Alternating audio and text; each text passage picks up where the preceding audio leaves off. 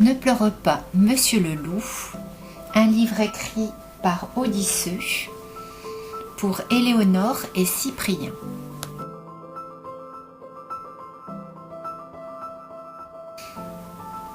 Perrine et son papa sont allés manger de bonnes galettes chez mamie. Ils retournent à pied à la maison en passant par la forêt. En chemin, papa accueillit de jolies fleurs roses pour maman. Elle sera certainement contente. Perrine marche à côté de lui en tenant fièrement son joli ballon rouge au bout d'une corde. En chemin, ils entendent soudain quelqu'un pleurer dans les forêts à quelques pas du sentier qu'ils empruntent. Qui cela peut-il être, se demande Perrine. Aucune idée, dit papa. Et si nous allions voir?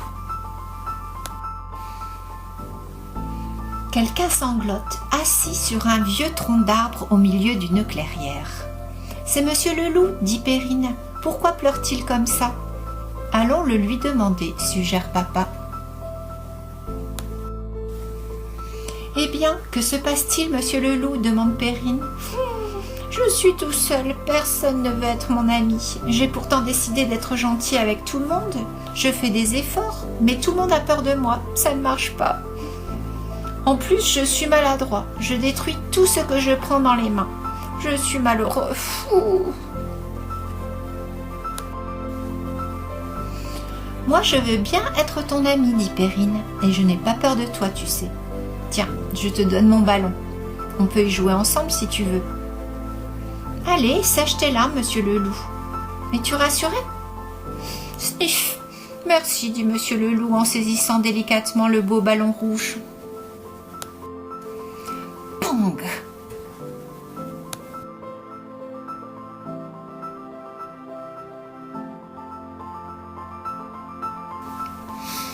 Oh, tu vois, je te l'avais bien dit, je casse tout ce que je prends. Je vais rester tout seul, je ne suis l'ami de personne. Voyons, Monsieur le Loup, ce n'est pas grave, ce n'est qu'un ballon. Je te propose de venir chez moi. J'ai une chouette piscine dans mon jardin, je t'y invite.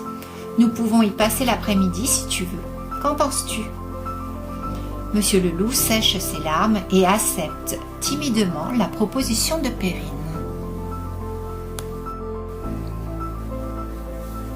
Quelque temps plus tard, Monsieur le Loup rejoint Perrine dans son jardin.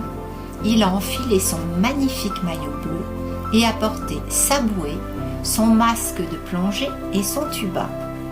Il est fin prêt pour passer un merveilleux après-midi dans la piscine de Perrine. Chouette, Monsieur le Loup est content. Mais à peine a-t-il mis les pieds dans la piscine que celle-ci se dégonfle, se vide et toute l'eau se répand dans le jardin sous les yeux étonnés de Perrine et de Monsieur le Loup. Quelle catastrophe! Mais que s'est-il donc passé?